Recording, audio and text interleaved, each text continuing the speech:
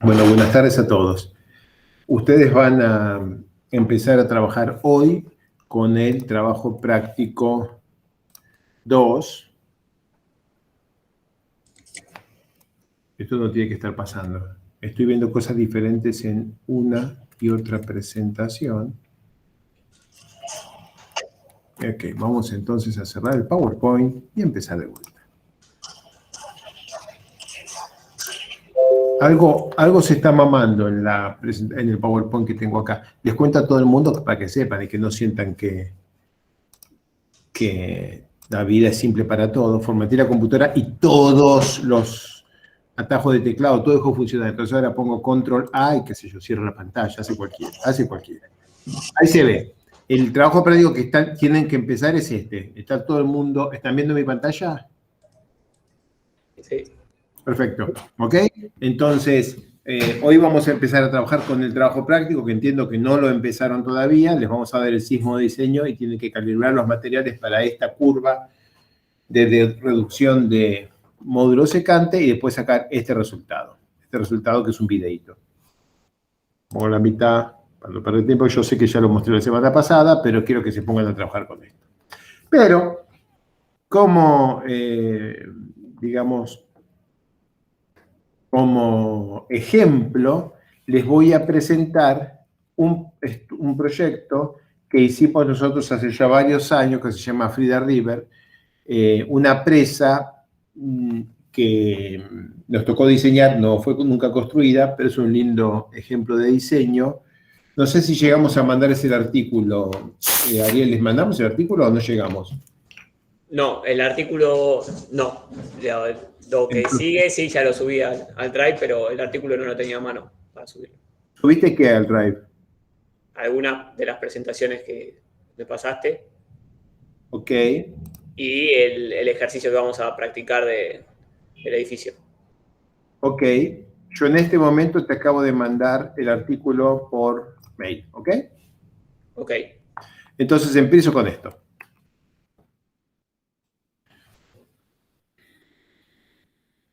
Bueno, les cuento. Hicimos el análisis de una presa que era bastante rara, una presa para agua y relaves en Papúa Nueva Guinea. La situación es esta: en Papúa Nueva Guinea tenés una lluviecita, digamos, el régimen de lluvias es 8.000 milímetros al año. Peor que el Amazonas. ¿No? ¿Se imaginan 8.000 milímetros al año? Digamos, 8 milímetros al año es San Juan, 800 debe ser la Ciudad de Buenos Aires, o 1.500, 8.000 milímetros al año llueve todos los días varias horas. Entonces, el río, imagínate lo que era el río donde esta cosa estaba puesta, y eso nos daba en ese pequeño río un caudal de diseño de 9.500 metros cúbicos por segundo. Para que tengan una idea, el módulo del río Paraná es 16.000. Esto, el 9.500 metros cúbicos por segundo, no era el módulo, o sea, no era el caudal medio anual, sino el pico de crecidas. Pero para que se den una idea, el día que había que mover más agua, había que dejar pasar medio Paraná por el aliviadero. Ese era el tamaño de la presa. Y pensada para almacenar 800 millones de metros cúbicos de relaves. ¿Cómo es el cuento?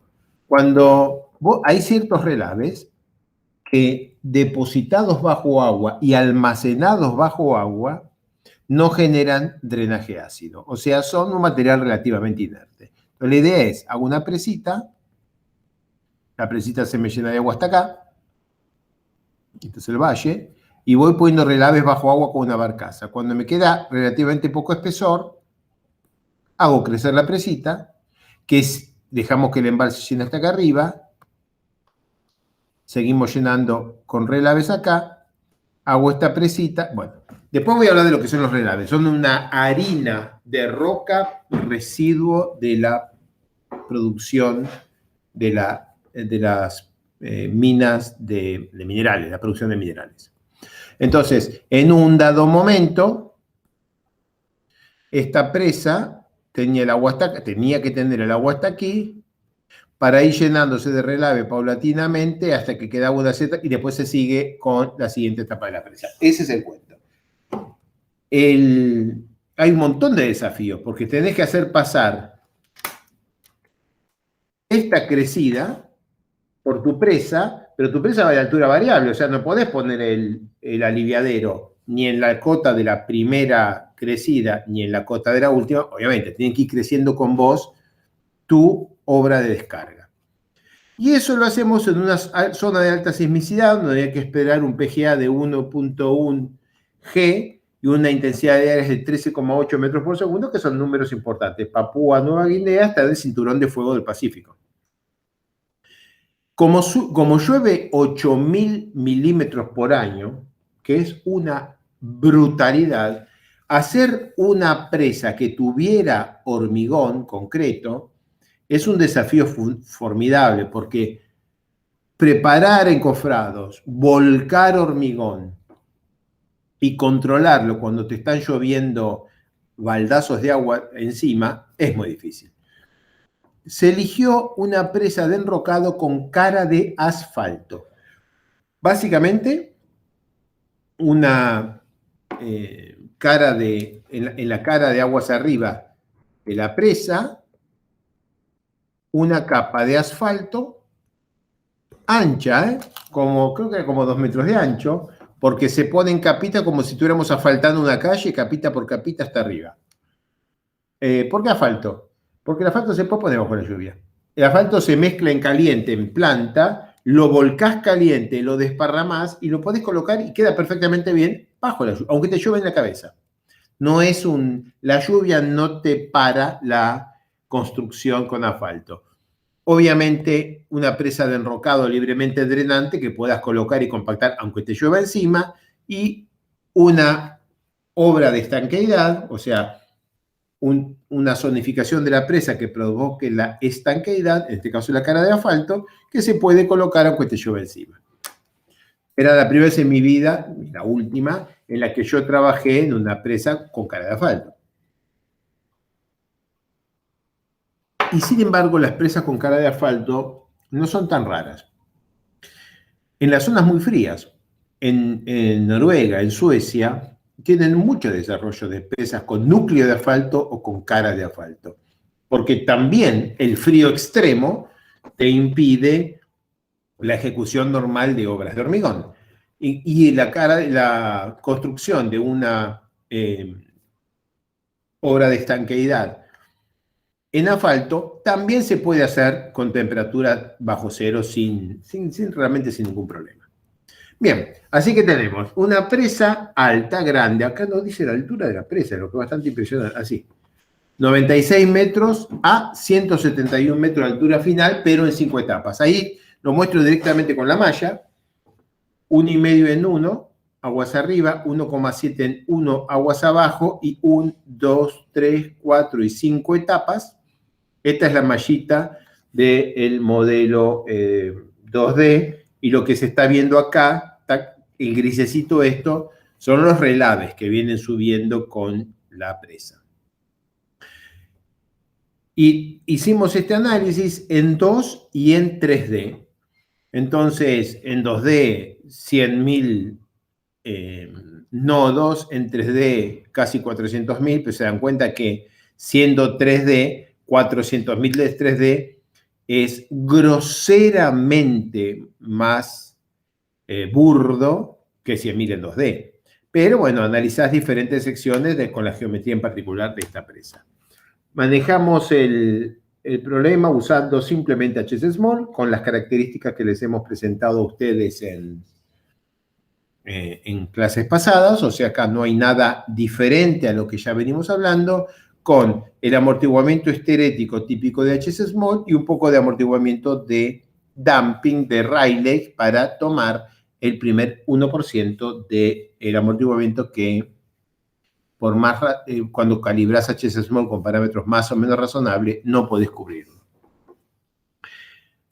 Bien, las etapas de construcción de la presa las armamos para poder evaluar la estabilidad en todas las etapas intermedias, calcular los asentamientos durante construcción para poder considerar compresión diferida parcial y generar el estado de tensiones con el que partía el análisis dinámico, ¿no?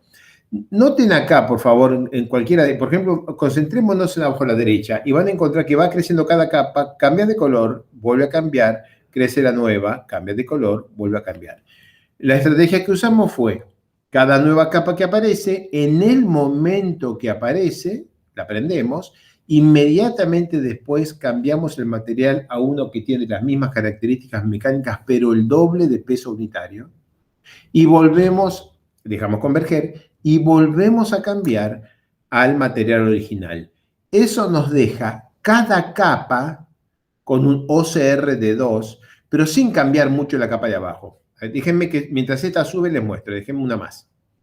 Prendo, duplico solo esa, apago, prendo, duplico solo esa, apago. Cuando dupliqué solo la de arriba, todo lo que estaba más abajo ya se había comido una duplicación. O sea, cuando vos estás duplicando el peso de la capa que acabas de agregar, no estás poniendo un OCR de 2 de ahí hasta abajo de todo. No. El OCR de 2 que le ponemos es para simular el hecho de que compactamos la capa, que la capa no nos queda apoyada ahí, simplemente normalmente consolidada. Lo hemos explicado cuando hablábamos de modelación de construcción de presas, pero acá les muestro cómo se ve. Y con eso nos queda este patrón de asentamientos durante construcción. Ya no sé si recuerdan cómo se lee esto que se ve acá, pero la idea es entonces que en las primeras etapas, cuando estás construyendo la primera presa que llega hasta acá, la construís hasta arriba y cada capa se va asentando de una cierta manera y eso se ve, por ejemplo, cuando la presa que partía acá de la 110 y empezaban con 71 metros, quiere decir que llegaba hasta acá. Este celeste clarito con las etapas que están puestas acá, son las etapas de construcción de esta presa. Después viene este recrecimiento que va para arriba. Cuando pones ese va cambiando de color hasta que desde los 110 a los 275, los 171 metros que hay de acá hasta acá arriba, es ya esta capa final que se va poniendo. Entonces, esta cosa más o menos compleja es el patrón de asentamientos, suma de los asentamientos de cada fase para una presa que tiene una secuencia de construcción relativamente atípica. En esta filmina les muestro el impacto de la secuencia de construcción y de la simulación de la compactación. Entonces, miren en cada momento, como uno pone la capita, y al poner esa pequeña capita y duplicar su peso, el peso duplicado de eso apenas incrementa las tensiones verticales abajo de todo, no cambia significativamente el estado de tensiones acá abajo, y ahí va creciendo. Ahí está creciendo cada capita de estas, va otra, creció esta de arriba, duplicó el peso, bajó el peso y se va federando. Mientras tanto, como pueden ver acá, van creciendo también los relaves, ¿verdad? Claro, el crecer así aguas abajo en estas capas produce un patrón de deformaciones raro, que no es el que uno esperaría intuitivamente en una presa. Y acá a la derecha, esta imagen les muestra cómo quedó la suma de deformaciones de fase si no consideras la compactación, si no haces el truquito de duplicar el peso en cada nueva capa, y cuando consideras la compactación de esa manera. Fíjense que aquí, si uno tira la línea punteada negra, el punto más alto da como 1,7 metros, ¿no?, de asentamiento total. Se hace lo mismo con estas capitas que acabo de dibujar, todo lo demás es exactamente igual, es 80 centímetros. O sea, básicamente estamos hablando que reduce a la mitad los asentamientos totales, lo que prueba que muchísimo del efecto de asentamiento total es el asentamiento de la propia capa que estoy colocando. Estas cuentas, con y sin, las pueden comparar con experiencias previas, y acá tienen diferentes presas que en el pasado, bueno, reales, construidas, y sus mediciones. Las presas más viejas se movieron seriamente, más de 1,5% o 1,5% de su altura en el punto de más asentamiento, mientras que las presas más modernas, compactadas con equipos más pesados, con mejor control de compactación y con mejor riego, se mueven menos. Y esto verdecito que vemos acá es esta curva pasada encima, para que vean que los resultados dan razonablemente parecidos.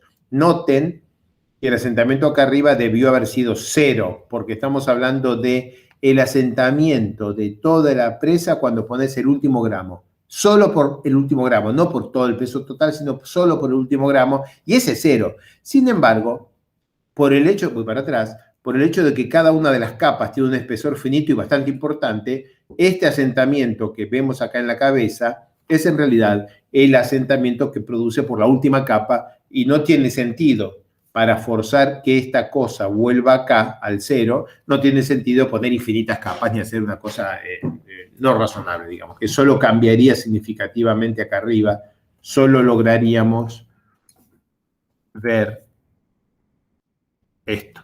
No tiene ninguna importancia, no se hace. Antes de seguir, estoy hablando un poquitito rápido, díganme si hay alguna consulta o algún comentario que quieran hacer. Una pregunta para entender la secuencia. Se coloca la nueva capa con su peso específico real, se duplica el peso y luego se disminuye cuando se coloca la siguiente capa, o ya se coloca con el peso duplicado la primera vez. No, se coloca, la prendés, duplicás el peso, desduplicás el peso y pones la capa de arriba, la prendés, duplicás su peso, desduplicás su peso y la prendés la de arriba, duplicás así. Muchas gracias. Es Python, ¿eh? O sea, no te vas a poner a sufrir necesariamente. Eso se hace código. Que haga ese trabajo por vos. Y si andas con tiempo, haces clic y clic y clic y clic. Pero eso es todo. Bueno, con esta secuencia constructiva llegamos con la presa hasta arriba. Acá hay 2 movies, ¿eh? En esta filmina. No, sí, esta es una movie y esta es otra movie, creo. Nos vamos a dar cuenta muy pronto. Factor de seguridad.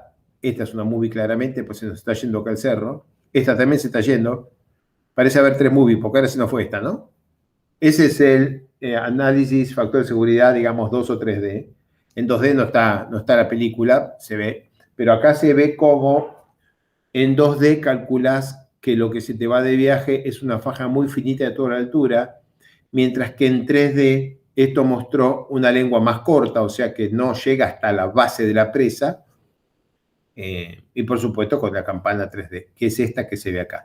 Guarda con esto, recuerden que el modelo 3D tiene muchísima menos calidad numérica que el modelo 2D. Tiene, digamos, 5 veces más nodos, pero sí, estos son elementos de tetraedros de 10 nodos, estos son triángulos de 15 nodos. La calidad numérica de esto es órdenes de magnitud mejor que esta, así que no es directamente comparable en los resultados 2D y 3D por la diferencia de los modelos numéricos en sí mismos, no tanto por el 2D o 3D de la propia geometría, o sea, de la forma del valle y todo eso. Eso, por supuesto, tiene una importancia, pero también tiene una importancia muy importante que no podemos dejar atrás, el efecto puramente numérico, el hecho que estamos usando una malla extraordinariamente más gruesa o menos precisa en 3D que en 2D. Entonces, ¿para qué haces 3D? Haces 3D porque esta es una presa que tiene acá arriba una cara, y esa cara no es una línea. Esa cara tapa todo esto. Y las deformaciones durante construcción de la presa, y la cara se va haciendo mientras haces la presa, esas deformaciones inducen desplazamientos, deformaciones y tensiones en la cara de asfalto. Y esta filmina les muestra las tensiones inducidas en la cara de asfalto. Por ejemplo, mostraba que con una cierta forma que tenía el estribo en un dado momento, se generaban tracciones importantes aquí y se iba a producir una fisura en la cara de asfalto. Y eso llevó a un cambio en la, ¿cómo es? En la geometría del corte del estribo, en la sistematización del estribo para ahorrarnos ese problema. En este caso también mostraba que abajo de todo, en el contacto de la cara de asfalto con el terreno, la cara de asfalto quedaba realmente en tracción. Por las deformaciones de la presa, la cara de asfalto quedaba en tracción y en el centro quedaba con una fuerte tensión de compresión. Dense cuenta que la cara de asfalto está apoyada contra la presa y la presa se mueve como quiere. Si la presa se desplaza hacia aguas abajo de alguna manera, si esta es la posición de la presa, acá yo pongo la cara de asfalto y la posición deformada de la presa es esta, en esta zona la cara de asfalto que quedó agarrada aquí se tiene que comer esta deformación y eso genera en el fondo del valle todas estas complicaciones que ustedes ven acá. Bueno, lo único que vamos a hacer ahí es saber que existe, diseñar juntas, hacer una trinchera. Ingeniería de presas, este curso no es sobre presas, es sobre geomecánica computacional, pero aquí ven algo del valor agregado por un modelo 3D. Lo único que teníamos para poder analizar deformación diferida era el soft soil creep. Entonces, como no había más remedio, una vez terminada la construcción de la presa, cambiamos el material a soft soil creep y hicimos el análisis de deformación diferida. Ustedes vieron que la deformación diferida, que los enrocados tienen un importante componente de deformación diferida asociada al colapso por humedecimiento. Pero claramente, en un lugar donde te llueve 8 metros de agua por año, el problema de la saturación del aire en el espacio poral del enrocado realmente no era importante. Nadie se le iba a ocurrir ponerse a regar este enrocado para mantenerlo húmedo. De hecho, si se hubiera construido la presa, el mayor desafío es transportar con los camiones todo bajo el agua, todo el tiempo lloviendo. Bien. Aquí acabamos de terminar de construir la presa y estimar el proceso de formación diferida. Y ahora les empiezo a contar la parte que aplica a nuestro análisis sísmico. Entonces, tenemos un cliente que nos dice que en ese sitio tenemos 1.09 G y elige 4 registros con 1.09 G y le hace spectral matching, le hace un filtrado espectral a las 4 señales. Le pedí, de paso digo, a Alejandro Berri que la próxima semana o la otra nos dé una clase sobre las diferentes estrategias para la selección de sismos, de una manera un poco más profesional de lo que puedo hacer yo como geotécnico. Pero bueno, este cliente nos dio 4 registros con un PGA de 1.09 G y nosotros no estábamos cómodos con eso. Así que agarramos una base de datos que ahora tiene 100.000 registros, pero aquel entonces tenía como 30.000 y la filtramos, como explicamos la semana pasada, para que la distancia entre fuente y sitio estuviera entre 50 y 70 kilómetros y la intensidad aérea estuviera entre 3 y 6 metros por segundo y la duración del terremoto fuera mayor de 70 segundos. Acá tengo un error, esto era, no me acuerdo cómo era, pero no era 3 a 6. Estas unidades están mal. Bueno, el modelo proxy que quedó, de las 30.000 registros, sobraron 8.400, los metimos en un modelo de Newmark y salió una campana, como explicamos la semana pasada. Y entonces de esa campana elegimos 14 registros y todos los escalamos al PGA 109, descartando los que al hacer eso generaron una intensidad de áreas completamente no realista. Y después 16 terremotos, algunos de los cuales eran el mismo, fueron escalados a una intensidad de área de 13,8 metros por segundo, ese es el número, no esto, y descartando aquellos que generaron un PGA completamente no realista. Lo que está acá es la relación entre el PGA y el asentamiento esperado para esta presa en un modelo de Newmark, o sea, un modelo de bloques rígidos calculado en MATLAB, esencialmente no con elementos finitos, te corre un terremoto en unos 5 a 10 segundos, tenés 8.400 registros, tenés 84.000 segundos, eso es un día, y al final del día tenés una relación entre lo que te da el PGA de cada uno de tus 8.400 registros, sin escalar todavía, y el asentamiento que tenés que esperar en un modelo simplificado. Esto es interesante, porque si a vos te dicen que el PGA tuyo es un G, y que tenés que hacerle caso a eso, entonces vos decís, de todos los sismos de mi base de datos, que tenía más o menos un G, me quedó este rango de asentamientos. Y ese rango de asentamientos da asentamientos entre 1 y 15 metros.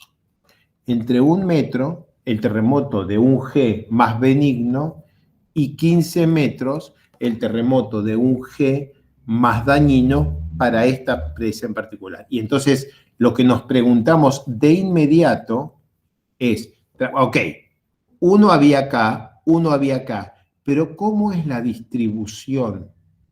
¿Cuál es el valor más probable? Si yo hago zoom, ¿es así? Y aunque esto sea 1 y esto sea 15, el valor más probable es 2. Digamos, ¿la moda es 2? ¿O es así? ¿O es así? Bueno, eso. Bien, entonces, esa campanita que acabo de describir no es tan fácil de creerle a un modelo muy simplificado como el modelo de Newman. Entonces venimos nosotros y agarramos dentro de esta vertical 14 registros para PGA, 16 para Gas Intensity y a correrlos. Entonces tenemos modelos 2D en Plaxis con los 30 terremotos y modelos 3D de 3 terremotos, decimos representativos. ¿Pero por qué 3?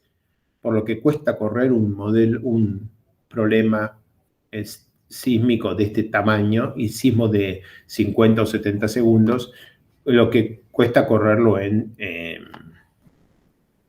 3D.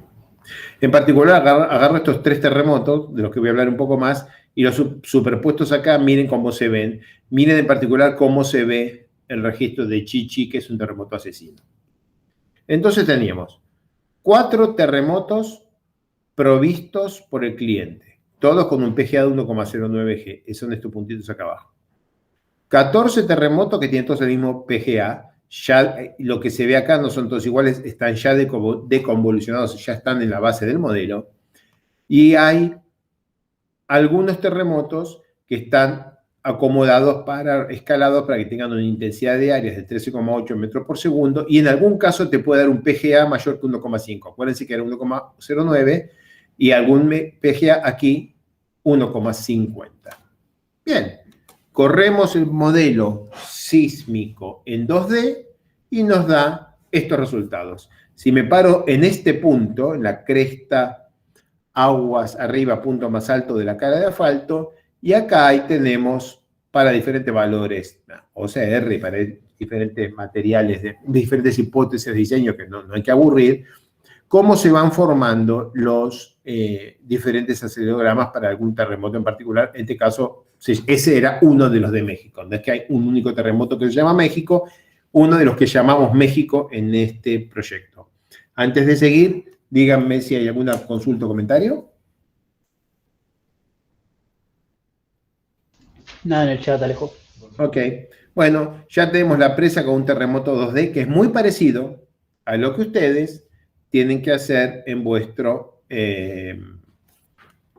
como es trabajo práctico. Ahí se ven las cuñas movilizadas en el análisis este. Para el sismo OB, en este caso, que es el sismo operacional, entonces queda que el daño queda muy limitado es muy superficial y queda muy limitado a la cara de aguas abajo y es fácil de reparar en el sismo OB. Y nos pidieron que lo corriéramos con 0,66G y con 0,55G, y estos son los resultados que obtuvimos. Después tenemos el sismo Héctor, esta es la corrida en 3D, y acá se ven cómo se te mueve los diferentes puntos a lo largo de la cresta, y acá estamos hablando ya de asentamiento vertical de 2,30 metros, 2,3 metros para un sismo SEE, o sea, para el sismo de seguridad, y un desplazamiento horizontal de 3,65 metros. O sea, esto bajaba 2,30 metros y se movía 3,65. Ya me dirán ustedes cómo imaginan que responde la cara de asfalto si lo que está apoyada sobre algo que se mueve 2,30 metros para abajo y 3,65 hacia aguas abajo. No tan mal, ¿eh? saben que estas caras de asfalto, aún años después de construidas, son muy dúctiles. Entonces, cuando viene un terremoto como este, se rompe toda, se fractura toda. Y solita hay creep y sella la fractura en la cara de asfalto. Es algo que no estamos muy acostumbrados a considerar, o por lo menos no yo, no es una cosa que yo veo con frecuencia, pero vale la pena pensar, estudiar y conocer más sobre la tecnología de las presas de enrocado con cara de asfalto. No sé si alguno de ustedes, lo que está escuchándome, le ha tocado trabajar en presas con cara de asfalto como barrera de estanqueidad. ¿Hay alguien que lo haya hecho en algún momento profesionalmente? No es una figurita fácil, ¿no? Así que es bastante probable que no sea. Perdón, Alejo. Diga. Te hago una consulta. Vos dijiste recién que sola sella las fisuras. Me gradúa. ¿Cuánto tarda aproximadamente? Un rato largo. No lo sé bien. Hay un libro completo de Hoeg, H-O-E-G.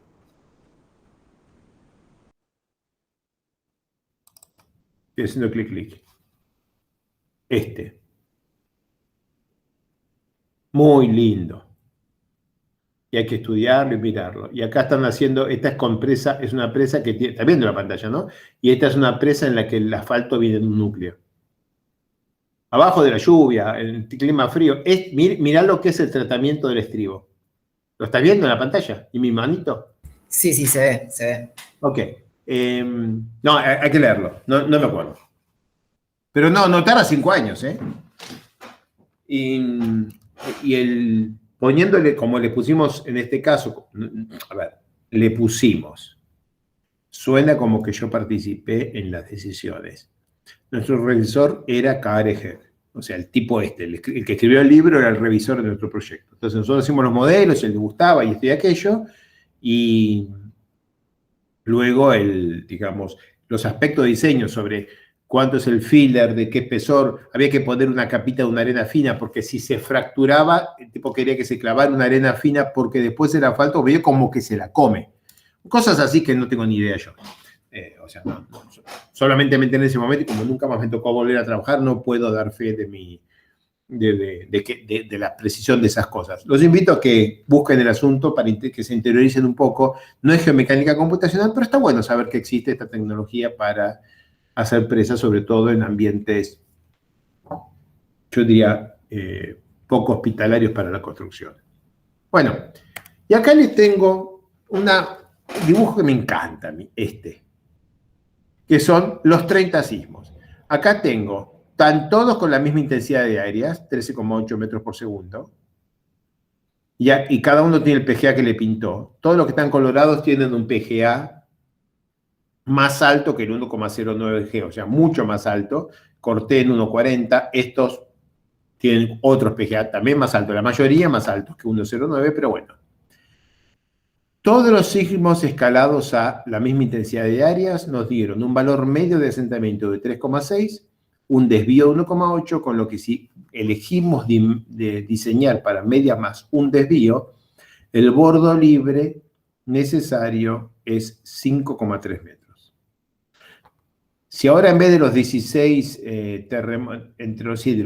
terremotos, o 14, no me acuerdo los números, escalamos para los terremotos con todos el mismo PGA, pero diferentes intensidades de áreas, y alguno puede llegar a tener, en vez de 13, 22 metros por segundo de intensidad de área. Aquí tenemos los patrones de desplazamiento horizontal y vertical, y vemos que el asentamiento nos queda 3,6, milagrosamente el mismo, solamente casualidad esto, ¿eh? Un desvío que acá es 1,8, pero acá es 3,4, o sea, el PGA tiene más, en este caso muestran bastante más scatter, bastante más dispersión que la intensidad de área. Entonces, si tomamos media más desvío, ahora el bordo libre que tenemos que elegir ya no es más 5,3 metros, sino 7,0 metros.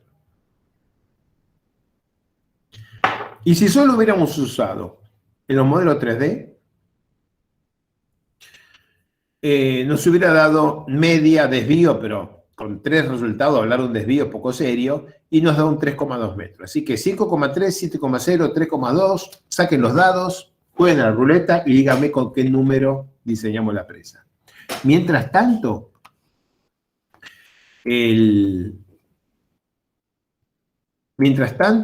la presa se pone a bailar atrás, creo que está bailando, sí, la presa se pone a bailar atrás y yo los invito a que miren abajo, aquí. Mientras la presa baila arriba, miren abajo, que tengo de 0,5 a 2,5, de 0 a 25 y de 0 a 70 PGA, intensidad de áreas, duración, y los resultados de los diferentes terremotos. El tamaño de la bolita y el color te dice cuál fue el más complicado. Y resulta que el terremoto más asesino, esta bolita, no fue el que tuvo mayor PGA, no fue el que tuvo mayor intensidad de áreas, ni tampoco fue el más largo. ¿Cómo sabés vos a priori cuál es el peor? No sabés, córrelos todos, no hay nada que hacer. No tenemos una manera de saber con precisión. Al momento que hicimos esto, no hacíamos el cálculo de potencia espectral entre 0 y 2 veces el periodo propio que mencioné la semana pasada. Si lo hiciéramos ahora, estoy segurísimo que hubiéramos capturado los 5 terremotos más, o le hubiéramos pegado a uno de todos estos terremotos que están por acá, seguro. Ese cuenta en la cual se calcula la potencia espectral entre 0 y 2 veces el periodo propio de la presa, funciona, y lo hubiéramos pegado razonablemente bien. Pero, ¿sí? ¿Escuchó? Tenemos una pregunta de Pedro que dice, ¿qué rol juega considerar pequeños desplazamientos en elementos finitos con estos números de desplazamientos? No tan mal, son 10 metros en 171 de la altura de la presa, o sea, 6%, una cosa así. Que es un número, es cierto, estás en la zona donde tendrías se te está empezando a perder un poco la matemática de las deformaciones infinitesimales, pero para todos los efectos ingenieriles todavía estamos en rango. Es cierto, donde empieza a decir 10-12% de deformación, o sea, de cambio de altura sobre altura de toda la presa, y sí, ya se te terminó la herramienta. Tienes razón que estamos muy del borde. Pero la presa tiene 170 metros de altura, o sea, el valor absoluto de desplazamiento no es tan importante como el valor normalizado por la altura de la presa. Perfecto, Te muchas gracias. agradezco. Listo, sigo. Y ahí tenemos el asentamiento calculado con los diferentes modelos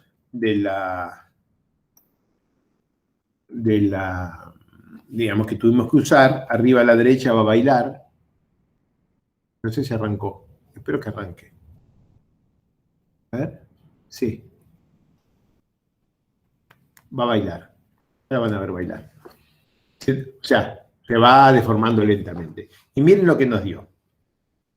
Método. 2D o 3D. Usando 2 terremotos, que es lo que nos habían pedido al principio. Modelo proxy de Newmark, usando PGA o intensidad de áreas. 2D calibrado por PGA, 2D calibrado por intensidad de áreas, 3D calibrado con PGA. Media, desvío, media más desvío, y el valor elegido. 5,40 metros el valor de diseño para el asentamiento. Y cuando tomás la cartilla de Swicewood, entonces nuestro terremoto estaba en 1,09 G y la presa se movía a esto. El resultado de nuestra decisión caía acá, cuando todos estos son ejemplos de presas. Y miren los colores, cuando te moves con estas que están acá, el daño es serio. Cuando te mueves con las amarillas es moderado, cuando te ves con las verdes es menor. O sea, no es tanto un problema de intensidad de PGA solamente, es cuánto se te mueve la presa respecto de su altura. Y nuestra presa quedaba en la zona de los colores serios. voy a usar las últimas filminas para mostrarle un terremoto asesino. Este terremoto está pasando, hay video. Ustedes están viviendo el videito arriba y abajo. Y entonces, mientras pasa el tiempo, se nos va moviendo, se nos van generando informaciones. Y miren abajo a partir de ahora, porque se nos va a ir una lajita de suelo abajo ahí en este momento.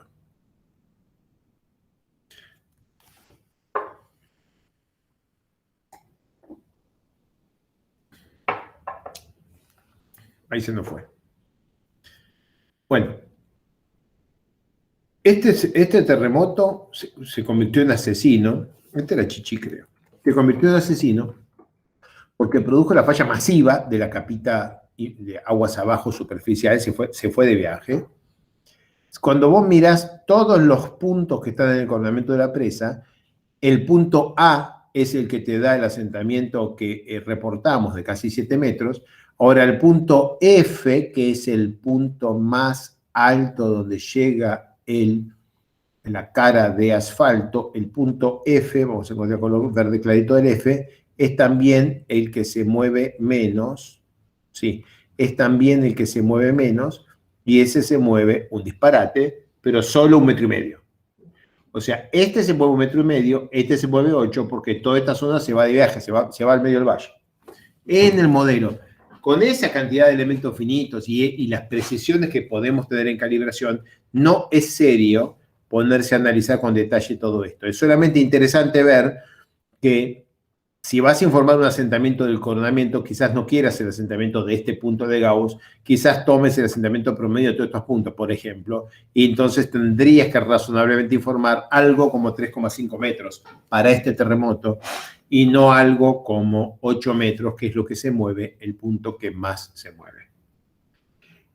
Una cosa que tuvimos interesantísima en este proyecto fue una limitación, una falla que no pudimos arreglar numérica del Plaxis 3D. Este terremoto produjo en el modelo 3D un comportamiento de estos de Hourglass o modos espurios en los elementos, en el análisis dinámico 3D con los tetraedros de 10 nodos. Produjo modos espurios raros y entonces teníamos que algunos elementos salían básicamente volando. Es como tener la malla así. O sea, se salía volando alguno de los elementos. No lo pudimos atajar. Lo reportamos. Dijimos, estamos teniendo este problema. Nos dijeron, bueno, basta, no hagan más 3D. No, digamos, los 3D que más o menos se portan bien los usamos, nosotros los descartamos, pero no le pongan horas a tratar de arreglar algo que claramente está funcionando demasiado mal como para volver. Y bueno, ahí nos quedó la deuda de encontrarle bien la solución del problema. Acá estamos mostrando las tensiones en la cara de asfalto, o sea, obviamente el modelo 3D, luego del terremoto, y el efecto en aquel momento de este pequeño escaloncito que a simple vista no es tan obvio, que es muy importante, pero miren lo que se genera como distribución de tensiones, la compresión que se genera en la cara en todo el lado derecho. No necesariamente por culpa de esto, pero obviamente este muy tendido, este estribo muy tendido y este mucho más empinado, genera un comportamiento que, bueno, importante. Estamos hablando de tensiones luego en la dirección del opusamiento, o sea, en la dirección de la máxima pendiente, de 1,2 megapascales, que para asfalto es un número interesante. Más complicadito es el 840 kilopascales de tracción, que obviamente es cantada fractura horizontal en esta zona de la presa. Y todo eso, de muy para atrás, cantada fractura horizontal, porque por aquí para acá todo esto se deforma mucho. ¿Se acuerdan de esto por acá más o menos?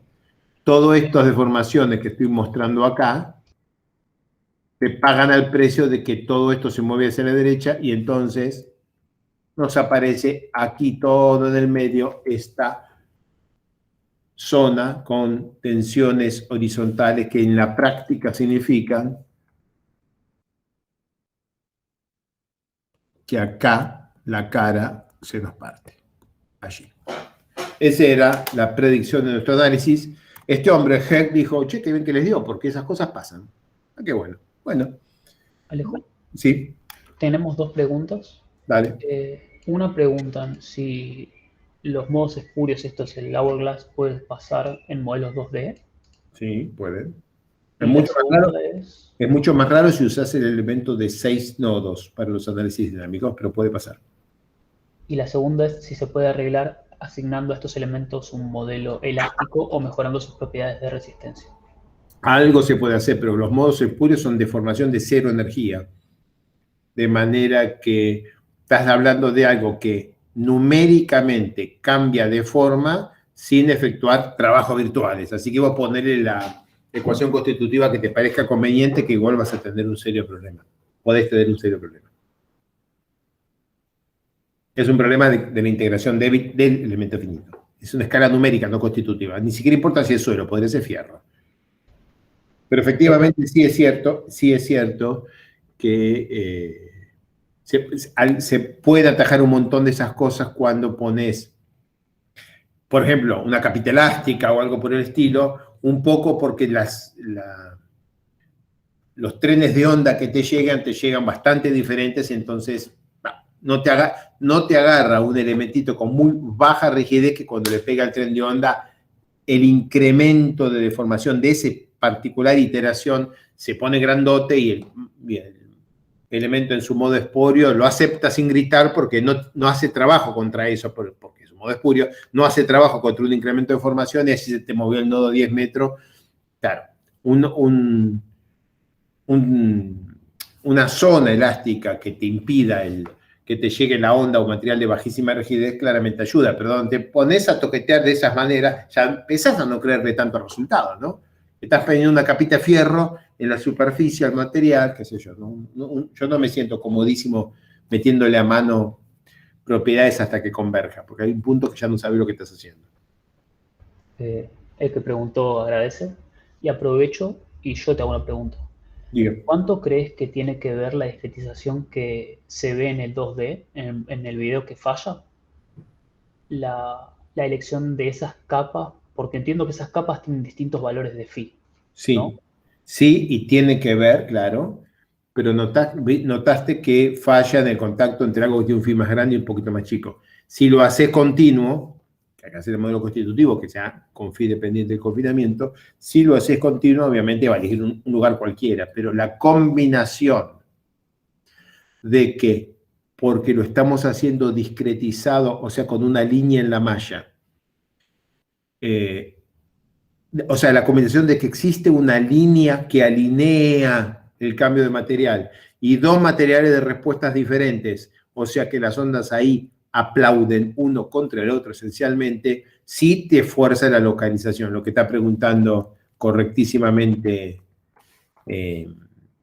Nacho es si el cambio entre marrón oscuro y claro, que acá se ve aquí que empieza, que está por acá, si no me sorprende, aunque sea un poquito, que cuando el material, cuando esta cosa falla por ahí. No sorprende. Igual también falla por más abajo, ¿no? Y eso lo podés ver en el de arriba. Ves que no es solamente. Sí, claramente hay un efecto, pero no es solamente. La parte asociada a lo que estás diciendo es esto aquí, pero esto se mueve muchísimo más. Fíjate que acá también se mueve y eso es por adentro de. Pero sí, claro, escribamos un modelo constitutivo que tenga phi de P correctamente y que funcione y ya. Eso es todo. Bien, me queda una última filmina. ¿Hay alguna otra pregunta? No, de momento no. Bien, me queda una última filmina para mostrarles por qué hacemos 30 simulaciones, recordárselos, y por esa razón ustedes ahora el terremoto, no van a correr un terremoto, sino varios para su presa.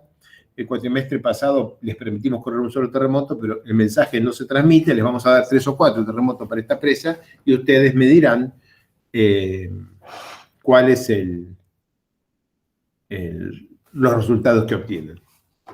Bien, ¿por qué 30 simulaciones? Porque hay una pobre correlación entre los asentamientos y cualquier medida de intensidad sísmica. Por ejemplo, correlación entre intensidad de áreas y desplazamiento. Y al hacer fuerza bruta, o sea, poner un montón, por lo menos podemos calcular algunos parámetros estadísticos del desempeño de la presa. Entonces podemos decir, con nuestras cuentas tuvimos una media, tuvimos un desvío y elegimos diseñar para nuestra media más desvío. Es mucho mejor que solo con un terremoto que te tocó y entonces diseñaste para 4,07 metros y 4,07 y te lo tomás por cierto, no sabes lo que estás haciendo. Simplemente no sabes lo que estás haciendo.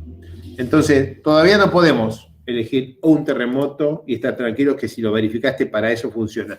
Miedo de los cálculos de estructuras de edificios que vos decís, bueno, ok, en mi torre acá en la ciudad de Buenos Aires tengo que calcular para un viento de 117 kilómetros por hora. Joder, un número así, tuc. La norma B, que el rango de presiones debido o de velocidades de viento que tenemos en esta zona, tiene una distribución, tomamos una media más un desvío, no sé qué vos quieras, y como el viento es viento, se lo pongo a todo el sitio, 117 kilómetros por hora. Y te dice, no me acuerdo, hace 40 años que no hago nada que ver con viento, y te dice además que si la estructura tiene este tipo de forma o de forma, este factor de amplificación o no, porque tiene en cuenta que existen estas medias y desvíos. Bueno, no tenemos en ingeniería geotécnica sísmica eso, no tenemos un 117 kilómetros por hora que tenga como número en cuenta todas las incertidumbres. Hay que trabajar eso, hay que desarrollar esa capacidad de poder tirar un número y decir, diseña para esto, que estás cubierto.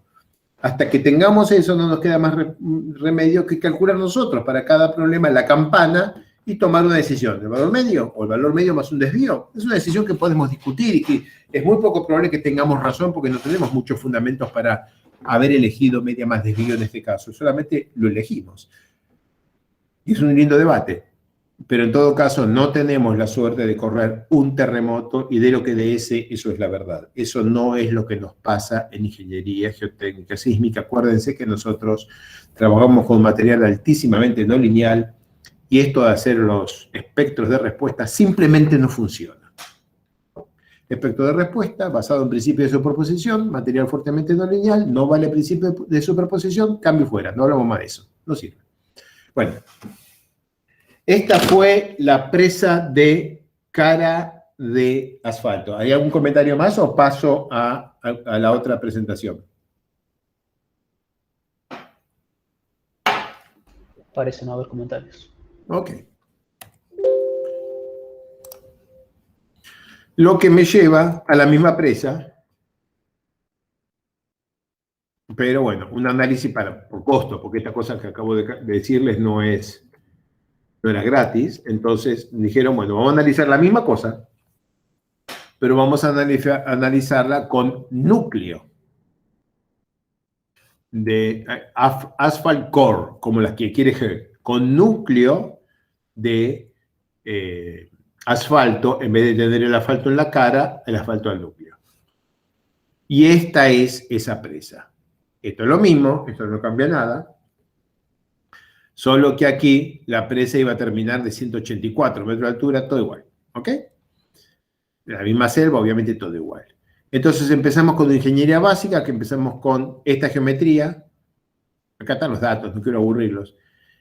Esta geometría a la que le agregamos acá geogrillas para mejorar el comportamiento de la cresta. Y esta geometría que acá ya tenía una bermita, acá, un escaloncito, y pendientes variables. Que a la demás le agregamos un efecto importante de compactación a ver qué nos pasaba. Geometría y malla 2D, geometría y malla 3D. Acá falta la mitad de abajo de la presa porque la cortamos para que se vea el núcleo de asfalto que queda acá. Mismo material y modelo constitutivo, etapas de construcción muy diferentes, porque acá no es que crecíamos para abajo, sino que, bueno, o sea, que una presa con cara vertical de asfalto, básicamente la tenés que hacer toda junta. O sea, no vas creciendo por etapas 5 veces, sino que tenés que hacer la presa y chao, como una presa de agua. La tenés que hacer y después la vas llenando con los relaves. Entonces acá tenemos, bueno, estas son las diferentes cotas del crecimiento de la presa, del agua, y de los relaves, una técnica medio aburrido, para 2D, para 3D, también la presa va creciendo por etapas en estos dibujitos que se ven a la izquierda, Y entonces vamos a la cuenta ahora de los desplazamientos durante construcción. Acuérdense que había varias presas, la presa A, B, que le habíamos agregado solamente geogrillas, C, que le pusimos una berma y cambiamos las pendientes de algunas partes de las caras, y más el agregado de la compactación, o sea, cambiando la previsión de la hipótesis sobre la eficacia de la compactación, y estos son los rangos de resultados. Noten que acá la presa se mueve mucho en vertical, pero muy poco en horizontal, porque se la crece simétrica. No es que se va creciendo como la presa que vimos recién, que crecía hacia abajo y crecía asimétrica. Esta va creciendo en altura, creciendo a ambos espaldones al mismo momento, ¿no? Bien, el modelo 3D dio básicamente lo mismo que el modelo 2D. Acá no hay mucho de valor en el 3D. Aquí está el cálculo de factor de seguridad, no hay nada nuevo acá. Tensiones en el núcleo de asfalto. Acuérdense que está vertical. Entonces, simplemente modelamos el núcleo como una membrana elástico lineal y nos dio esta respuesta. ¿Hay alguna consulta? Sí, justo me preguntaron con qué modelo constitutivo trabajamos el núcleo de asfalto. En este caso lo hicimos simplemente elástico lineal. Para ver si el núcleo se colgaba de la presa o no. Y como el asfalto tiene todo el clip que vos quieras, lo único que pretendíamos era tener una idea de las deformaciones, no tanto de las tensiones, más de las deformaciones, para ver hasta qué punto teníamos que hacer un análisis serio. G, cuando vio que estábamos analizando el núcleo vertical, dijo, eso va a andar bien. Cambio fuera, no le dio más pelota. Eso va a andar bien, punto. Okay. O sea, nosotros era todo un desafío ver lo que estaba pasando y el hombre simplemente dijo, va a andar bien, se acabó. Bueno, está bien. Fuimos aprendiendo y aquí nos quedan las tensiones. Efectivamente, no pasa nada en horizontal y en vertical queda un gradiente, cambio de colores de un arco iris que cambia con la verticalidad. Esto que están viendo acá, pues toca cambio con la vertical, sin tracciones. Bueno, registros sísmicos, otra vez. Set 1, set 2, set 3. Ahora teníamos algunos registros más de uno y de otros, un poco más de trabajo sobre esto. Y ahora lo interesante, lo que es diferente. En una presa como la que estamos describiendo, en la que el núcleo es la barrera de estanqueidad, la cara de aguas arriba, esto que tonto Alejo, estaba a punto de dibujar agua colorada y ahora cambio, la cara de aguas arriba queda sumergida. Si yo de acá tomo un cuadrado, este cuadrado tiene la masa igual al peso unitario saturado por el volumen del cuadrado. Esa es la masa. Y cuando a esa masa el terremoto le pone una aceleración horizontal, genera la fuerza dinámica, D'Alembert. Pero en su contacto con el cuadrado de abajo, la tensión efectiva vertical que tiene es la del material sumergido. Entonces, la tensión va con gamma SAT, pero la resistencia al corte va con gamma prima. Tiene la tensión con gamma saturado, en realidad tiene la tensión con gamma seco o casi húmedo, y la resistencia con el mismo. Este bendito tiene la tensión con el agua, con el gamma saturado, porque el agua está allí y tiene masa, por lo tanto se acelera, pero tiene la resistencia del material sumergido. Consecuencia, se te hunde esta carita, se te hunde ahí. El desplazamiento horizontal, por supuesto, esto se mueve para la derecha y esto también se mueve para la derecha, pero el desplazamiento vertical, en vez de ser que la presa sea chica, la bendita presa te hace así. Entonces, a meter el dedo acá. Ya lo tienen. Esto es para cada uno de los terremotos y para los diseños A, B, C y C más compactación, el salto que se producía en la propia cara vertical, o sea, entre un lado y el otro del núcleo de asfalto. Dense cuenta que estos son desplazamientos. No cometamos un error, que no es imposible que cometamos, de pensar que porque esto baja hasta acá, acá hay tensiones de corte más grandes que acá. Eso es un error. De este lado tengo una resistencia al corte, de este lado tengo una resistencia al corte que es la mitad.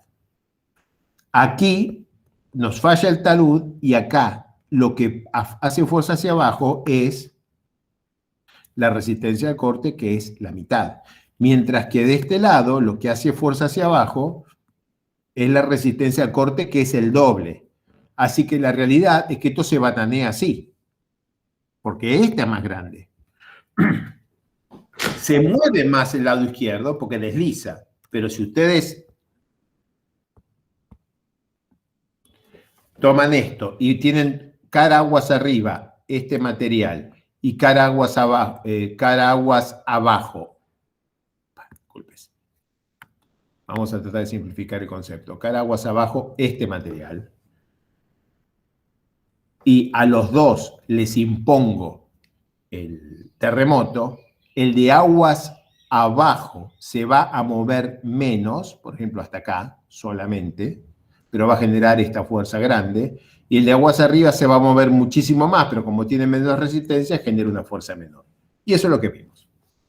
Entonces, aquí tienen los patrones de asentamientos inducidos por el terremoto, con la cota más alta, con la cota más baja, esto aburre de repetir, y bien. Entonces, de todas las presas, una se asienta 2 metros menos que la otra. ¿Cuál es la que se asienta menos? La que tiene las bermas. Incluso el haber puesto las geogrillas en la presa o en el diseño que se llama B, no hizo nada. Y nos quedó como que una mejora es, en vez de poner la pantalla de asfalto al medio, mejor la corremos un poquito arriba, la sacamos del medio, porque eso todavía mejora el resultado y sobre todo, si se nos pierde esto y aún se nos fractura la cara de asfalto, todavía nos queda una berma remanente más ancha. Noten que si yo tengo esta presa, viene el terremoto,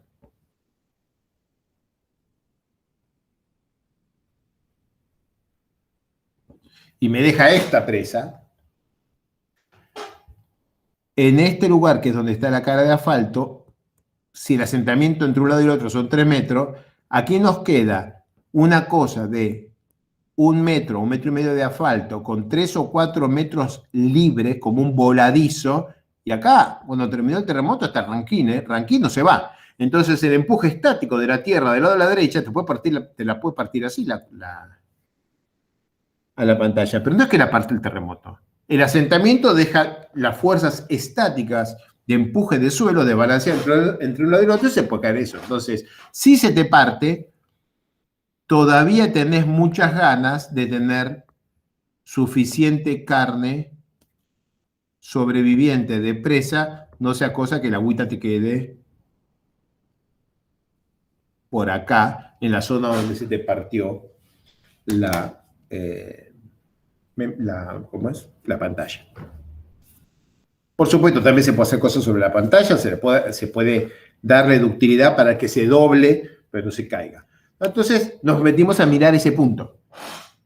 Nos metimos a mirar qué pasa con los diferentes terremotos que producen. Y encontramos que algunos terremotos producen efectivamente saltos gigantescos arriba, cerca del coronamiento, de desplazamientos horizontales. Entonces, si estos son los desplazamientos horizontales, si ustedes tienen ganas, lo multiplican por EJ para tener una idea de las fricciones inducidas en esta pantalla. Estamos hablando de que esto se mueve para abajo 3 metros, mientras que el puntito más alto se mueve para arriba 3 metros. Y esos 3 y 3 son 6 metros de diferencia en 40. Entre 230 y 190 y 40 metros. En estos 40 metros se mueve 6. Es un rectángulo de asfalto construido en Papúa Nueva Guinea. No sé cuánto sobrevive esta cosa. Lo que sí es cierto, y pudimos defender ante nuestros revisores, es que probablemente se fracture, pero si se fracturara, la forma de la fractura va a ser así. O sea, la fractura ocurre del lado de abajo. No se te abre la fractura del lado del agua, se te abre del lado seco y bueno, y tendrías que ponerte a bajar el embalse para reparar probablemente. También hicimos el análisis posísmico en 3D y claro, en el análisis posísmico en 3D la cosa se mueve muchísimo menos que la pantalla, que la presa con asfalto. Déjeme decirlo diferente, por favor. En el análisis sísmico 3D de la estructura de estanqueidad, la propia pantalla, que ahora es vertical de asfalto, se mueve muchísimo menos que la pantalla inclinada de la presa con cara de asfalto. Entonces, los desplazamientos horizontales ya no son de metros, sino de centímetros, y la única cosa fea que llegamos a ver, pero no en la propia pantalla, es que se nos mueve acá el pie, parece partirse alguna cosa, pero andás a ver hasta qué punto eso tiene precisión. Tensiones en el núcleo de asfalto posísmico sí crecen 30% nada más. Vuelvo a dar una distribución que básicamente es triangular, gama del peso propio del asfalto por altura y no mucho más que eso, y crece un 30% porque, claro, la presa, el enrocado, se trata de asentar y entonces genera fricción negativa en la cara de asfalto, pero no es muy importante. Y acá la repetición del modelo, que acá sí que falló mal numéricamente por el Hourglass. Miren qué lindo es esto, para no sean cosas que le vayamos a crear nuestros propios métodos. Uy, que hice mal. Ustedes no vieron que yo rompí todo, pero yo rompí todo acá. Y a ver ahora, zoom. Miren los nodos. Como aumenté, no les puedo poner el láser, así que fíjense ustedes, eso que se ve como una especie de remolino negro, está mostrando cómo se movió lo que se suponía que era la cara de asfalto y cómo el contacto del asfalto y cómo esa cosa pasó a medir barbaridades, metros de ancho. Metros se movió. Esto es puramente numérico. Estos resultados del modelo no son realistas, no son útiles, simplemente acá se nos fueron volando estos elementos. Ahí está esta forma que tiene así para arriba, es cualquier cosa, y ven que esto tiene como arrugas. Bueno, eso es puramente numérico. Seguimos optimizando, moviendo el núcleo un poquitito, cambiando el ancho de la cresta, cambiando un poquitito las pendientes. ¿Se dan cuenta que estamos hablando de optimizar haciendo modelos numéricos, dinámicos, sísmicos en 3D? Es bastante caro como método de optimización. La realidad es que para esta altura abandonamos los 3D porque no estaban agregando valor. ¿Para qué sirve el 3D? Las tensiones en la cara de asfalto. Pero si esas te dan gamma por Z, bueno, no hagan más modelo 3D. Y eso pasó, no hicimos más modelo 3D. Entonces la optimización la hicimos puramente en 2D, pero todavía modelo de elementos finitos dinámicos y corriendo los terremotos. Y acá estuvieron nuestros resultados. Acá volvimos a tener el comportamiento y este problema, el de la, ¿cómo es? El de esta concentración generó un debate enorme. Teníamos todo un panel de expertos del otro lado que decía, pero ¿cómo? ¿Vos realmente crees que esto puede pasar? Nos decían. Y tuvimos mucha suerte que Facey y Hegg escribieron un paper y presentaron esto en FLAC, que muestra lo mismo que nos muestra a nosotros, que es esta cosa se mueve. Uy, está el azul con el azul, disculpas. Esta cosa se asienta y se mueve para afuera porque tiene la mitad de la resistencia y las mismas tensiones que este lado. Entonces el talud medio que falla se mueve para afuera, esta posición deformada se va para abajo así. Al moverse para afuera, acá se te forma un 45 más phi sobre 2 y esto baja. Baja como en el problema de un empuje en un muro cantilever. Si se te mueve el muro, baja. Aquí simplemente esta mitad de la presa, la mitad izquierda de la presa se desliza así, se reducen significativamente las tensiones horizontales. Esta, por supuesto, se mueve para afuera. No es que se mueva para abajo, se mueve para afuera. Y entonces se te genera esta cuña de empuje activo. Tan simple como eso. Bajan las tensiones en la presa. Y esto es el paper que encontramos de los que era uno de los revisores, afortunadamente. Modern Flag le dio a él lo mismo que nos dio a nosotros, y ahí estamos. Esta es la vulnerabilidad de este diseño. En Noruega no tienen estos terremotos. Esto hay que estudiarlo bien si lo vamos a poner en una zona de alta sismicidad.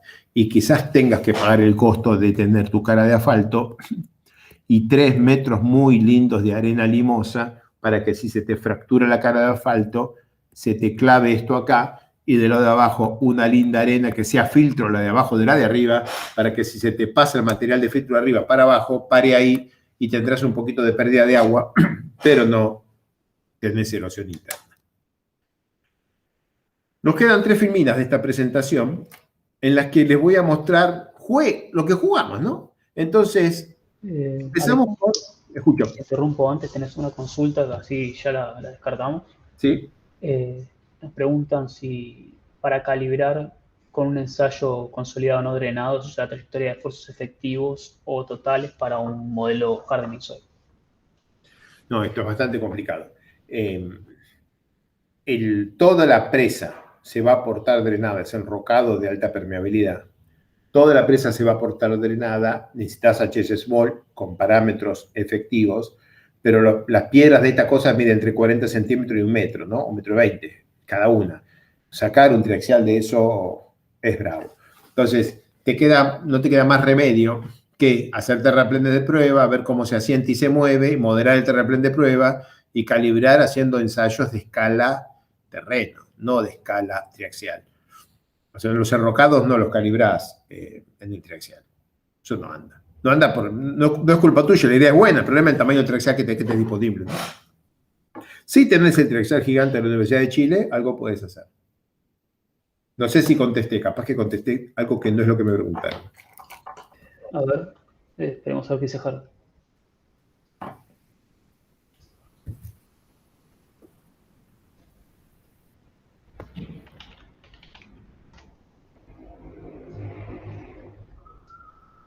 Cortó y se fue, es comprensible. No, acá está. Dice, gracias. Consulta, ¿se usan 2 conjuntos de parámetros en el análisis dinámico con HS Small?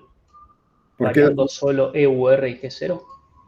¿Por qué 2 conjuntos? ¿Por qué no solo uno? El efecto del agua que mencioné, si esa es la pregunta, cuando pones el agua en el modelo numérico lo hace solita, ¿no? Calcula las tensiones efectivas como gamma prima y acelera la masa como gamma total. Es parte de la matemática del propio modelo. No tenés que poner parámetros separados para los 2 taludes. No sé si esa es la pregunta.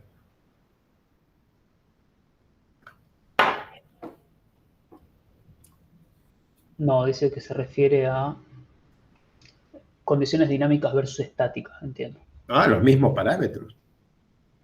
Exactamente lo mismo. En una, el HS Small trabaja mucho y en el otro no trabaja nada. No. Vos tenés que usar el modelo constitutivo más simple que reproduzca tus resultados sin cambiar los parámetros durante el análisis. Si tenés un modelo así. Entonces, cuando tenés un análisis estático de construcción de la presa, lo puedes hacer con HSM. Si vas a hacer terremoto y tenés que tener damping histerético, tenés que usar algo como HS Small. Si solo tenés HSM, bueno, usas ese porque es solo el que tenés, comprendido. Pero es porque no tenés algo mejor. Si tenés algo mejor, el modelo constitutivo más simple que permita hacer todo el análisis sin cambiar los parámetros en el medio del camino. Creo que eso de paso contesta la pregunta de Bernardo. Bernardo, si no es así, por favor avísame. Tenemos una consulta más que dice, cuando uno hace los análisis de factores de seguridad y en esas etapas, además de la zona de falla, se encuentran grandes valores de deformación dentro de la presa, ¿significa que hay posibilidad de fisuras? Imagino que habla del núcleo de asfalto. Sí, claro.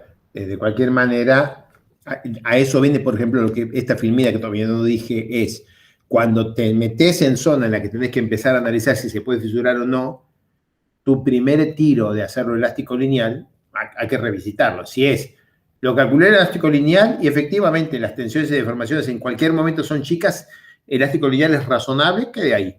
Lo calculé el elástico lineal, me quedó tensión de tracción en asfalto de 3 megapascales, cuando se va a partir. Entonces tenemos que revisitar el modelo y usar el modelo constitutivo más simple que reproduzca el problema. Por ejemplo, algo que tenga una resistencia de la tracción 0, de manera que si se estira, no te genere tensiones de tracción en el elemento viga que hay acá. Por ejemplo. Digo, que corregime si me equivoco, ¿no?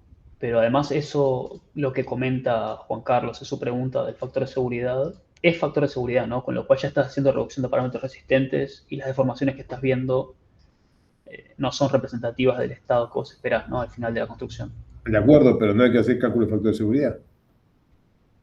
¿Para qué hacemos? ¿Para qué queremos saber el factor de seguridad de esto? Es un dato que no nos importa nada. Ok. O sea, la presa se va a... A ver, paren. Porque estoy tratando de explicar cómo interactúa dinámicamente un talud sumergido, una placa elástica y un talud saturado, dinámicamente con un terremoto. Aquí no hay ningún factor de seguridad en medio. La pregunta capaz que era de otra cosa, y como yo estaba metido en lo que estaba hablando, probablemente contesté incorrectamente. ¿Me podés repetir humildemente? Pido que me repitas la pregunta porque me parece que contesté lo que quise yo, que no es exactamente lo que me preguntaron. Ahí la leo. Dice, cuando uno hace los análisis de factor de seguridad y en esas etapas, además de la zona de falla, se encuentran grandes valores de deformación dentro de la presa. En este caso, ¿significa que hay posibilidad de fisuras? Cuando uno hace un análisis de factor de seguridad y cambia y reduce los parámetros resistentes, obviamente no puede dejar una barra elástico lineal en ningún lado, ¿no? Porque si no la presa no puede fallar porque el elástico lineal siempre toma tensiones. En el análisis de factor de seguridad, la forma del deslizamiento te va a quedar totalmente determinada por cómo dibujes y cosas como el efecto de la propia cara. Por ejemplo, si le dejas el elástico lineal, va a fallar un lado, va a fallar el otro y la cara justo no va a fallar, no va a tener asentamiento porque la pusiste elástico lineal. Si vos haces un análisis de factor de seguridad y te aparece que se corta así y el factor de seguridad es 1,05 o algo por el estilo, tenés que asumir que tenés un riesgo cierto de que haya un comportamiento de la presa desfavorable para la cara de asfalto. No nos preocupan fisuras dentro del enrocado porque la fisura exige que tengas resistencia a la tracción y el enrocado no tiene resistencia a la tracción. El punto, digamos, respecto de la fisura tiene que referirse a la... ¿Qué pasó con el láser? Perdí el láser, ahí volvió. El punto de la resistencia a la tracción tiene que referirse a la pantalla, ¿no? En sí misma. Entiendo que se refiere a la pantalla. Esas fisuras no las vas a buscar esas fisuras no las vas a ir a buscar en un modelo de factor de seguridad.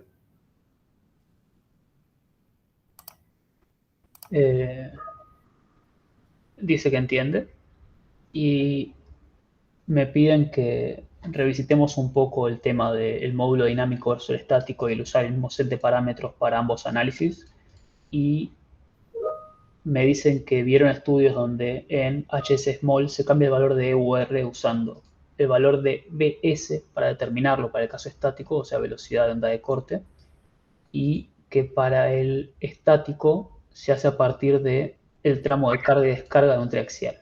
Ok. No, nosotros no hacemos eso, pero sí, entiendo que lo haga. Hacemos eso cuando usamos HSM. Exactamente lo que acaba de decir cuando usamos el modelo hiperbólico, sin el small. Sí, yo lo que le decía era que para el small, la parte de pequeñas deformaciones la definís con el G0 y el gamma 0,7. Exacto. Y es el rango que te interesa para la fluctuación dinámica. En todo caso, es posible que con tu calibración la zona de alta rigidez del HS Small no sea suficiente. Bueno, hay que calibrar mejor. Pero no necesariamente... O sea, es mejor errar conservativamente de ese lado y no necesariamente, digamos... Mi primera impresión es esta. Hacé tu set de parámetros tratando de...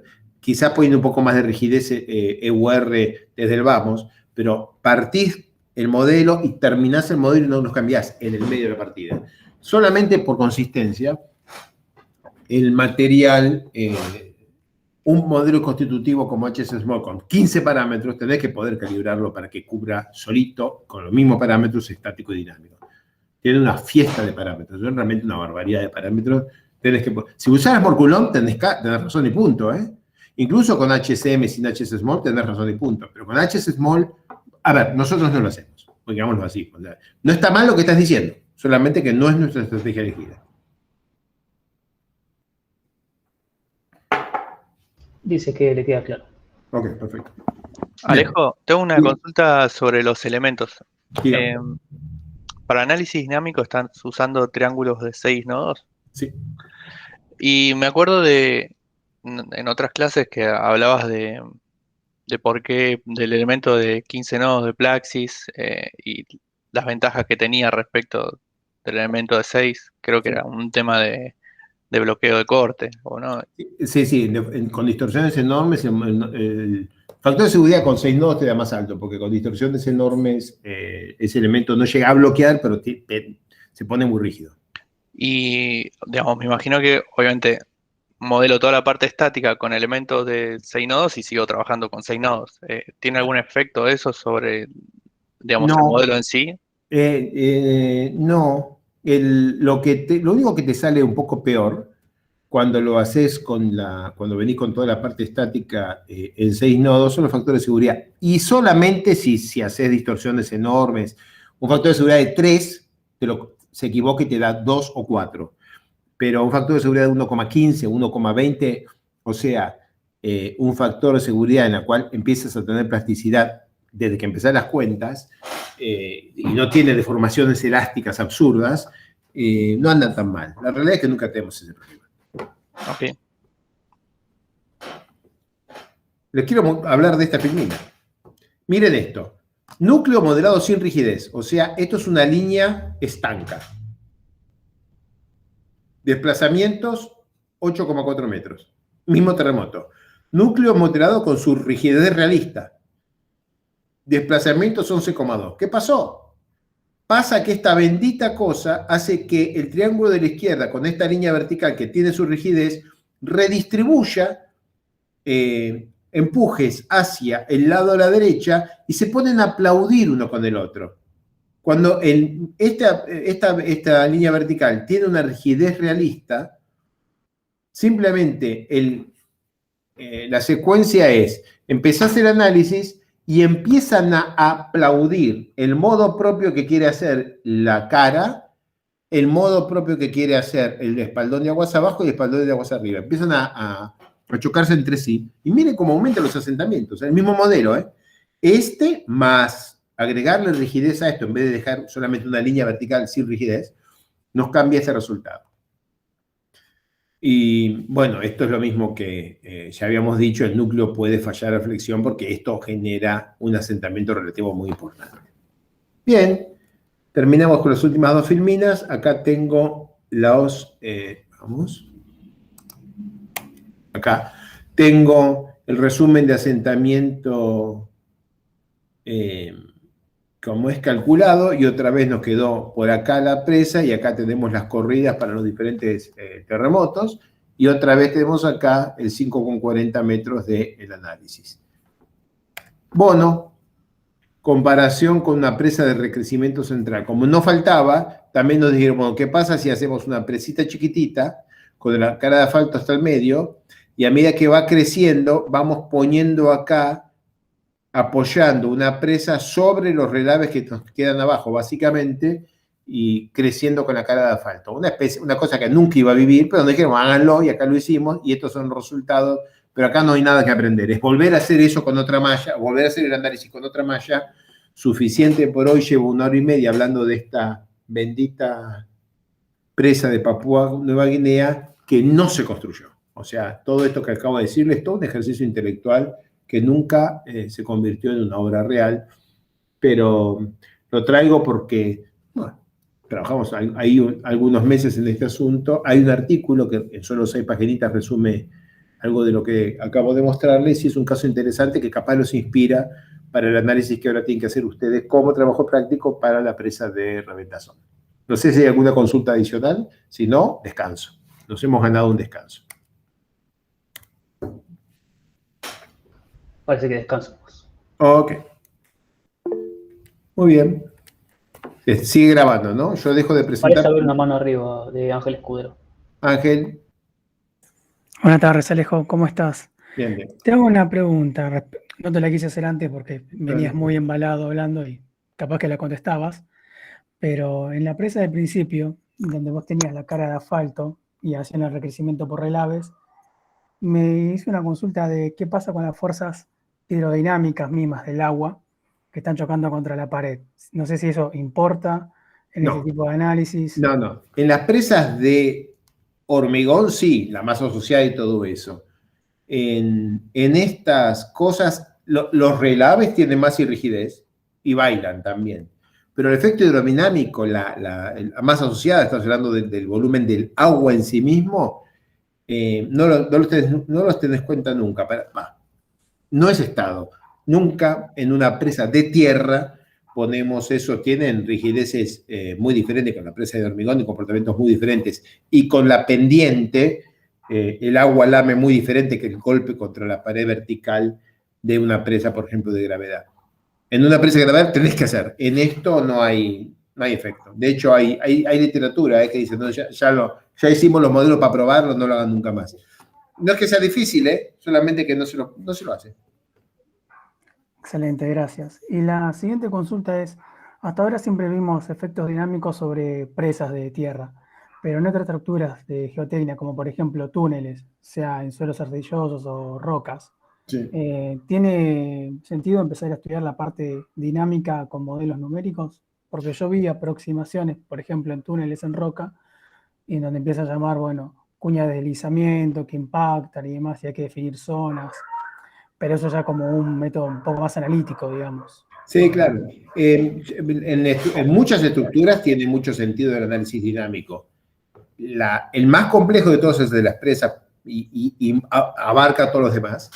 En particular en los túneles el análisis dinámico tiene muy poca importancia porque la verdad que no le hace nada el terremoto a los túneles. Sí es cierto, si tenés cuñas con estabilidad marginal y dos clavitos, si se te puede caer la cuña, sí, se te puede caer la cuña, pero eso no es mecánica de continuo, no podés hacer, no hace sentido hacer modelos numéricos que además deberían ser 3D para hacer bailar un túnel y ver si se cae una cuña. Acordate que en los túneles en roca, esa cuña que se puede caer, no sabes dónde está, no sabes si existe y no sabes qué forma tiene.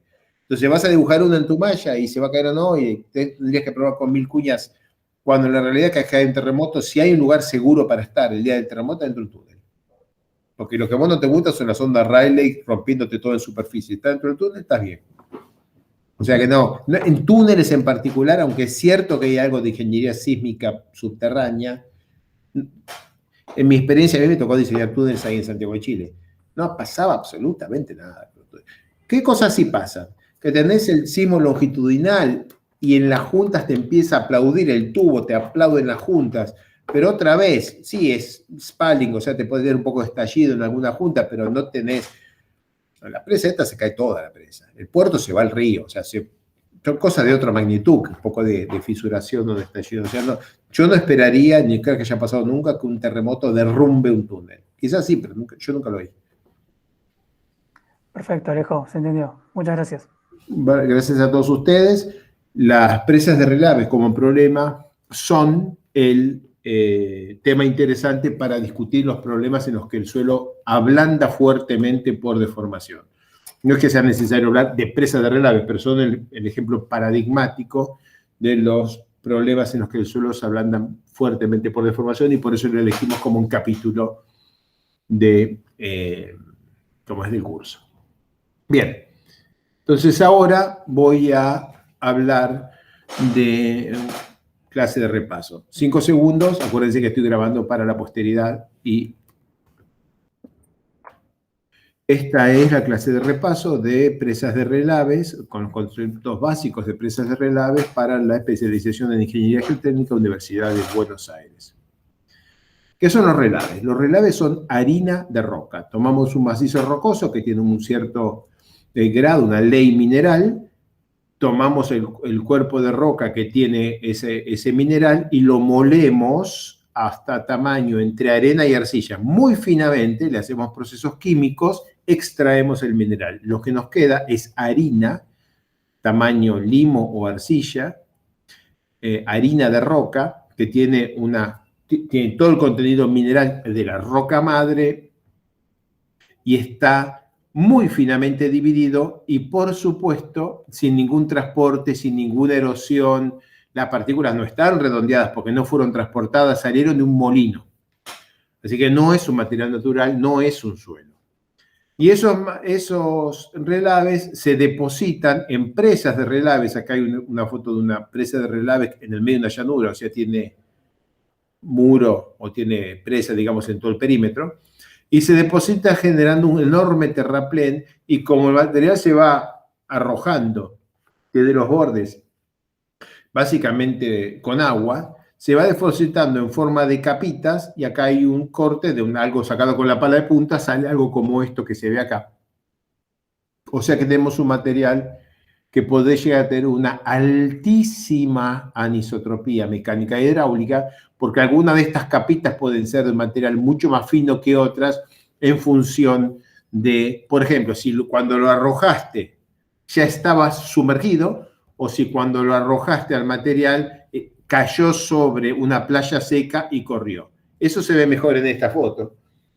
Entonces, en este caso tenemos este muro del cual hay una tubería que va arrojando los relaves, y capaz que pegan en una playa que tiene una ligera pendiente, pero que en principio está seca, y corren rápidamente.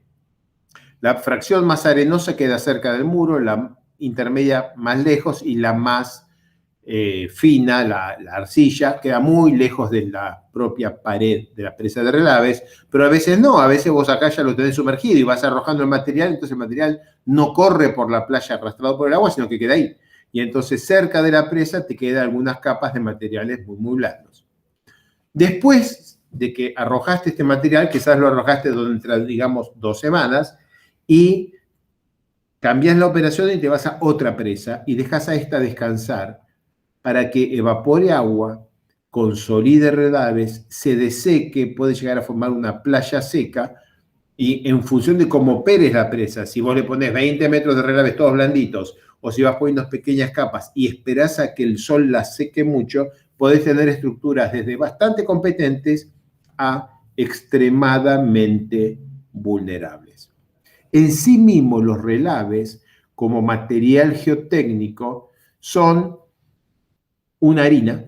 Entonces, depende cuánta agua tiene, puede tener comportamientos muy, muy variables. Y entonces acá, relaves convencionales, estos son algunos números. En el momento que lo haces deposición, la resistencia del corte residual, porque lo estás, digamos, revolviendo básicamente, es entre 5 y 20 pascales. Ojo que eso no es kilopascales, pascales. Número bajísimo, como una crema de leche que te olvidaste fuera de la heladera.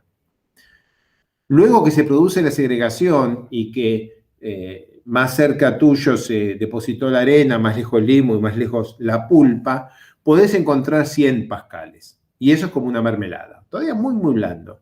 Después consolidación, como la consolidación de los suelos, y ahí podemos hablar de 50 kilopascales. Y eso ya es dulce de leche.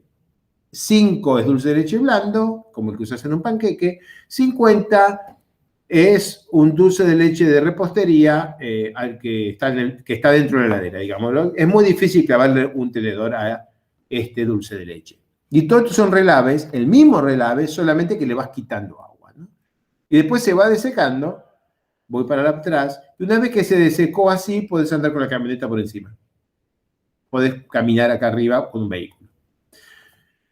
Entonces acá está, en función de la concentración de sólidos, la tensión de fluencia como material no drenado, y acá está en pascales en el rango concentración de sólidos 0, que es agua, y hasta, digamos, 30%, que es muy, o sea, 70% agua, 30% sólidos, y estamos hablando hasta 200 pascales. Todo esto que está acá es básicamente este rango, ¿no? Es la zona inicial. te interesa eso porque es el material que lidias cuando lo estás bombeando. Cuando lo que tienes que calcular es álabes, bombas, diámetro de tubería, este es el material con que tenés que lidiar. Es un material de Bingham, o sea, se porta como un fluido, pero tiene una resistencia al corte estático inicial. Acá hay algunas fotos SEM de algunos relaves, platino, hierro, kimberlita. Esto que tenés acá es una partícula, esta es otra y esta es otra, y son increíblemente angulares, porque tienen una...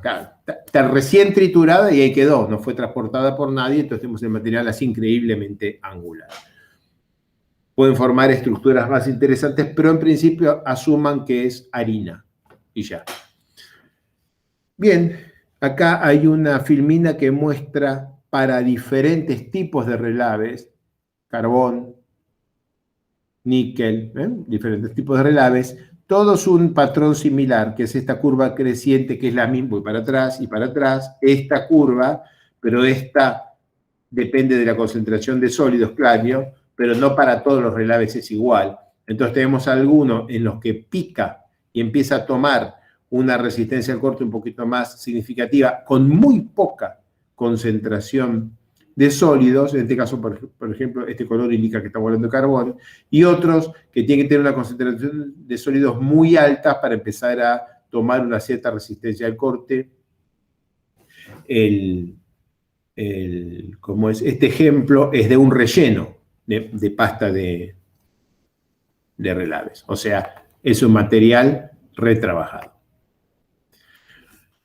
La deposición de los relaves, cómo se los pone en la presa, hay muchos tipos, acá muestro algunos. Esto es un descarga abierta, va el caño y arroja aquí y que corra. Aquí se ven cómo va, esto tiene una ligera pendiente, 1 o 2% quizás, formada naturalmente porque estamos arrojando acá el material, el agua corre hacia lo que se llama la pileta de aguas claras, que queda bien lejos de la presa, y va arrastrando el material y lo va segregando. Esto es descarga abierta. Esto es spigoting, o sea, cuando se ponen estos tubitos cortitos y se va controlando dónde sale cada uno, cuando activan unos y otros. Hay relaves espesados en los que hay un pretratamiento que remueve parte del agua y entonces el material que se vuelca ya tiene menos agua y por lo tanto mayor viscosidad. Pueden ser colocados en pasta. Esto es un proceso de espesado más intenso y la cantidad de agua que queda es menor. Noten como aquí ya no estamos hablando de un fluido, ya lo estás depositando en un lugar que no necesariamente tiene que ser una presa, ya entonces empieza a parecer un terraplén. Y de hecho, hay relaves filtrados, que pueden ser filtrados al vacío por presa, o sea, por acción mecánica exterior o haciéndole vacío entre dos membranas, y ya lo que eso ya es tierra. Eso se coloca y se compacta con equipos de compactación. Por ejemplo, en el caso de filtrado, acá está esta esquemita de Patterson & Cook que muestra que tenés este equipo abierto, estos dos labios se cierran, se llena con los relaves, que aquí tienen un enorme contenido de humedad. De un lado hay una vejiga a la que se le pone agua a presión. Esta vejiga comprime fuertísimamente los relaves, con lo que expulsan agua, lo escurre, expulsan agua. Después que eso ocurre, se desinfla la vejiga, se abren estas dos caras y esto simplemente cae. No incluí un videíto. El objetivo de esto no es hablar mucho sobre las presas de relaves como problema de ingeniería de presas, sino para introducir al tema geotécnico asociado. Bueno, el modo en que son depositados los relaves determina la densidad que resulta, y la densidad que resulta, por ser un material artificial completamente no estructurado, la densidad determina su comportamiento mecánico, resistencia y rigidez. Entonces, estos son los parámetros típicos de un ensayo de cono, de CPT, relación de fricción o resistencia por la punta dimensionalizada, y acá son los clústeres, las regiones en las que se van agrupando diferentes suelos y relaves, y claramente más alto es más resistencia de punta, más a la derecha es mayor fricción dividido por la resistencia, o sea, digamos más como arcilla. Y bueno, aquí en este artículo de Shuttle 2016 hay una especie de línea que es indicativa, no es una línea tan dura como se la ve en el gráfico, que muestra la diferencia entre los materiales que ablandan y por lo tanto pueden ser peligrosos porque pueden tener fallas bruscas, catastróficas. Es una extensión del concepto de frágil, y los materiales que endurecen, y prácticamente no vas a encontrar de estos relaves ninguno que esté en la zona de comportamiento favorable o de comportamiento deseable. Cuando construimos presas de relaves, las presas de relaves pueden contener a los relaves, pero estar diseñadas como presas de tierras, o las presas de relaves pueden contener a los relaves, pero estar en sí mismas hechas con relaves. Entonces aquí tenemos los tres tipos de presas más usuales, que son aquella que está construida aguas arriba, aguas abajo y de línea central. La presa de aguas abajo es como una presa de agua. El triángulo marrón oscuro está hecho con material seleccionado, colocado en capas y compactado. En la presa aguas arriba, el concepto es que se hace una pequeña presa, se rellena con estos relaves, se permite que los relaves ganen suficiente resistencia porque pierden agua, y se apoya otra pequeña presa arriba de los relaves. Estas presas son muy vulnerables porque cuando este relave está sosteniendo la presita que tiene encima, no hay problema, pero si la presa crece mucho más, ese relave tiene que tomar la tensión de corte de un talud de esta altura. Y es muy frecuente que la situación de vulnerabilidad sea muy comprometida para estas presas. El ángulo con el que esto se puede hacer tiene que estar muy bien elegido en función de cuál va a ser la altura final de la presa. No podés ir creciendo y viendo y diseñando mientras creces. Eso es algo que no se hace. Bien. Entonces, aquí tenemos una presa de aguas abajo, hecha con rellenos compactados, y después rellenos compactados a los que después se va recreciendo, pero siempre hacia aguas abajo. Acá está resaltada.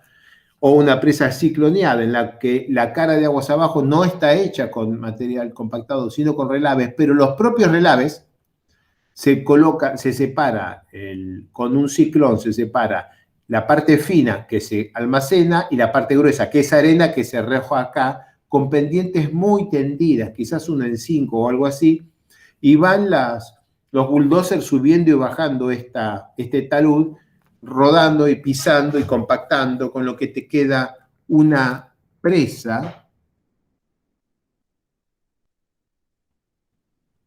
que acá queda el almacenamiento de los relaves de pobre calidad geotécnica, muchas veces una membrana geomembrana para estructura de estanqueidad, y todo este triángulo te queda la fracción arena de los relaves con una pendiente muy 5 en 1 o algo similar, una pendiente muy tendida, y le haces caminar, ellos le hacen caminar un bulldozer para arriba y para abajo y lo mueven a la arena para lograr densificarlo un poco. Presas que así las hacen los chilenos y realmente es un muy buen diseño. Aquí hay presas de aguas arriba o de línea central, y acá, bueno, hay algunos ejemplos para que vean cómo se ve una presa de relaves aguas arriba. Básicamente, cuando venís creciendo con la presa, lo que estás viendo siempre, el material que colocaste vos, digamos, compactado, pero hay que saber que abajo de estos hay relaves. En la vertical del láser que tengo ahí, hay relaves. Abajo de eso no hay, como hubiéramos esperado, arriba un material compactado que está apoyado sobre el material compactado. No es así. Muchas veces es, como los que estamos mostrando acá, presas que están, pequeñas presitas una arriba de la otra, apoyadas sobre los relaves. Bien, los riesgos asociados a las presas de relaves convencionales, fundamentalmente las presas hechas hacia aguas arriba, en los que los relaves en sí mismos son fundación de las etapas de recrecimiento, los riesgos asociados es el hecho de que estás construyendo con un material muy blando. muy blando y que tiene, en condición no drenada, una curva tensión-deformación que tiene un valor máximo y residual. O sea, estamos construyendo con un material que en condiciones no drenadas tiene un comportamiento así. Entonces, si pasas esto, el camino hacia abajo es muy veloz y puede ser muy catastrófico.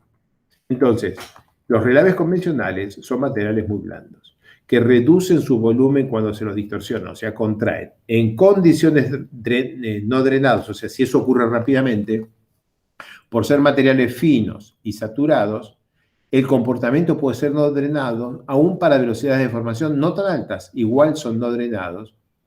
Y por estar depositados en capas, tenemos alta anisotropía de permeabilidad y mecánica. Acá tenemos un ejemplo, una foto de una presa una pared de la presa de relaves que se cayó, derramó todos estos relaves y dejó este cono atrás. Acá tenemos una foto de la presa que falló y lanzó todo este barro, mató gente, tapó casas. Acá tenemos dos ejemplos, acá tenemos la misma y acá tenemos las casas sepultadas por el barro. De manera que si tengo que decir algo muy cortito es, una presa de relaves de aguas arriba, solamente segura si está seca. O sea, si tiene agua, está saturada y tiene una freática alta, la presa de relaves de aguas arriba es una estructura muy vulnerable.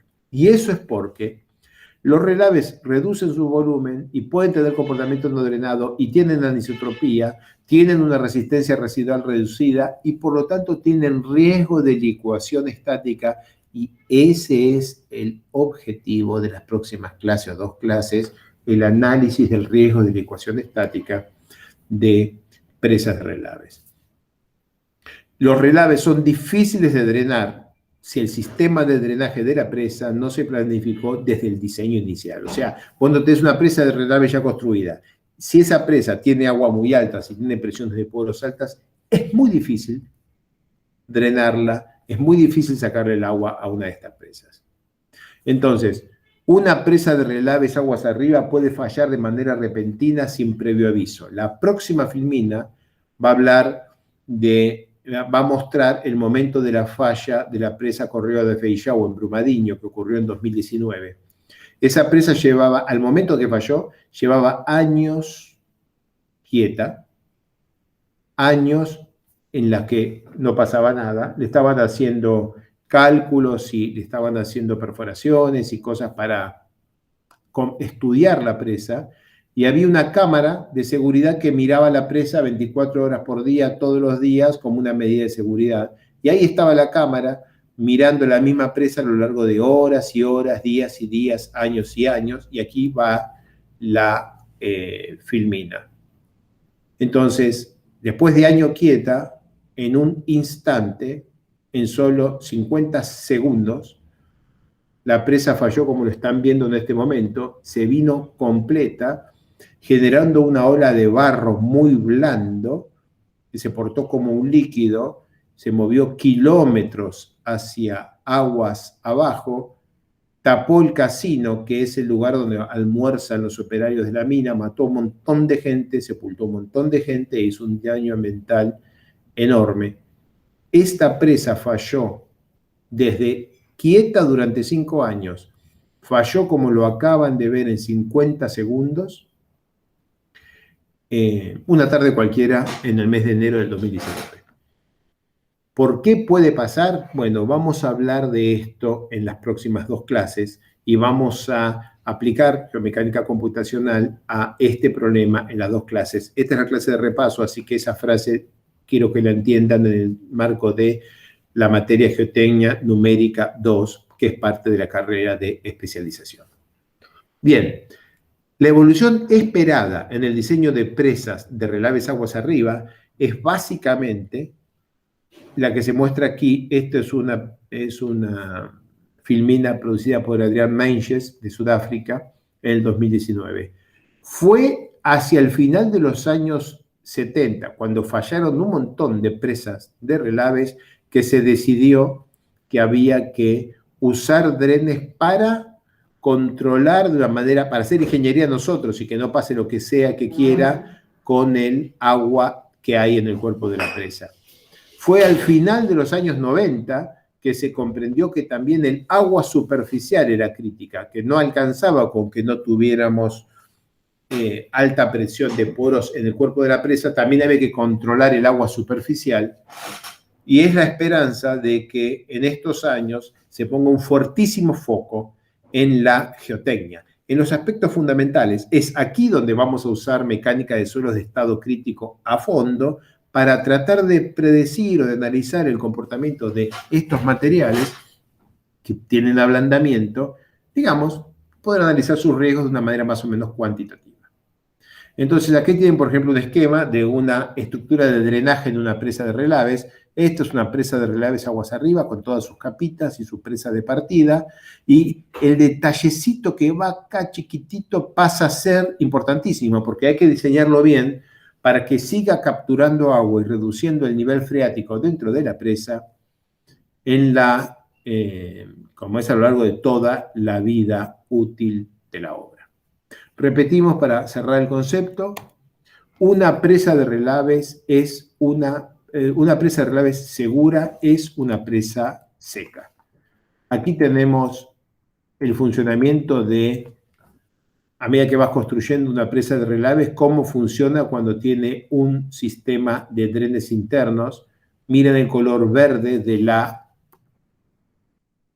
zona saturada, y son estos drenes internos los que controlan la posición de la freática. La misma cosa, la parte de abajo también va a generar una animación en la que se puede ver digamos, la evolución del grado de saturación de la presa durante la operación a medida que vas creciendo, y cuando ya no pones más relaves y dejas quieto, los drenes inferiores van quitando agua y te va bajando el grado de saturación de la presa hasta que queda en cierre, queda con grado de saturación baja y pasa a ser una presa seguro. Ahí va la filmación. Está creciendo la presa, llega a un valor máximo, pasan los años después que detuviste la operación y se va abatiendo el nivel freático y llegamos entonces a la condición de cierre, que es donde termina ese video. Ese video es geomecánica computacional, pero esencialmente es un problema de flujo no saturado y flujo transitorio, pero en lo que vamos a poner más el foco es en el tema del comportamiento de los materiales que ablandan, como los relaves contractivos, en condición no drenada. Bien, eso fue repaso de presas de relaves. Son 7:15, Ariel y Nacho. Finalmente tardé 25 minutos y no 45, pero me parece que es demasiado contenido para empezar con la ecuación de static void. Los escucho. No, me parece que hasta acá estás bien. ¿Tenés un par de preguntas?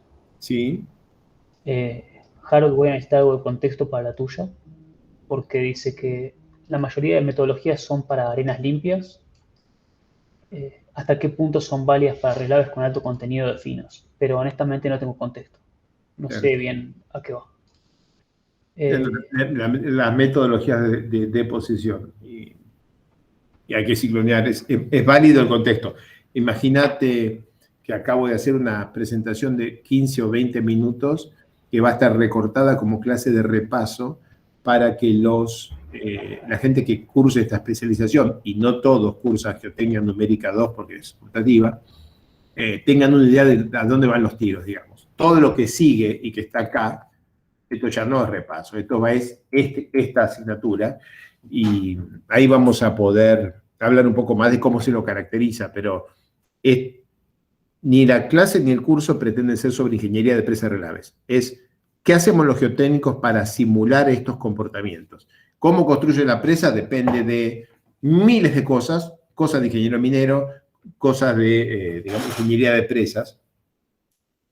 Una vez que alguien que no somos nosotros elige el método constructivo, ¿cómo predecimos su comportamiento geotécnico? Eso sí que es nuestro trabajo, así que en eso nos vamos a concentrar. De hecho, nosotros, por lo menos yo personalmente, no tengo experiencia para contestar preguntas tecnológicas sobre la construcción y operación de presas de relaves. Yo soy geotécnico, realmente no soy un experto en la operatoria de las presas de relaves. Espero que me comprendas, o sea, capaz que no te puedo contestar. Y una pregunta más que tenemos es, ¿cuál es el uso de los relaves además de sostener la presa que se hace aguas arriba? Pero los relaves no son uso, son basura. Es la presa de relaves es el baño químico de la mina. Vos tenés roca con oro, la sacás, la llevás a un molino, la convertís en harina de roca con oro, le mandás jugos de todo tipo, ahí es donde aparece el sulfúrico, el cianuro y todas las cosas que no les gusta a mucha gente, extraes el oro, que va a lingotes, y lo que te queda es arena y limo sucio con cianuro, ácido sulfúrico, es basura eso. Y lo que haces es guardarla en algún lado porque no la puedes tirar al río. ¿Y dónde la guardas? En la presa de relaves, que es un depósito para almacenar el residuo de la operación minera. Basurero. No tiene ningún uso los relaves. No sirve nada más que para basura.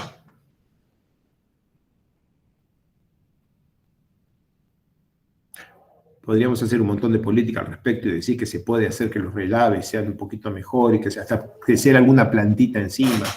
Imagínense lechuga y tomate arriba de los relaves. Esas cosas se intentan y se hacen, pero a lo real, las 20 o 30 mil toneladas por día que fabricás de relaves, no lo haces para fabricar ladrillos, ni para hacer macetas, ni para hacer adornos. Es basura. Si se te ocurre hacer algo con los relaves, avisá porque al primero que se le ocurra se va a hacer realmente multimillonario, ¿no? Se han intentado hacer ladrillos de relaves y de repente la mina está a, por ejemplo, 2.500 kilómetros del lugar más cercano y tenés 30.000 toneladas de ladrillo por día. Por día, 30.000 toneladas de ladrillo. ¿Qué haces con tanto ladrillo? Imagínate el costo de hacer esos ladrillos para no poder transportarlos. Así que es un basurero. Los relaves son basura. No sé si contesté la pregunta, pero me parece que es claro el mensaje, ¿no? Creo que sí, que es clarísimo. Ok. Bueno, entonces yo busco acá donde dejar de compartir pantalla. Dejamos de presentar. Termino por hoy yo.